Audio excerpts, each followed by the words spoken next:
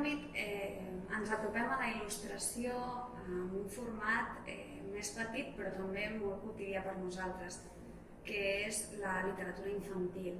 La literatura infantil i més la il·lustrada forma part del nostre univers quotidià.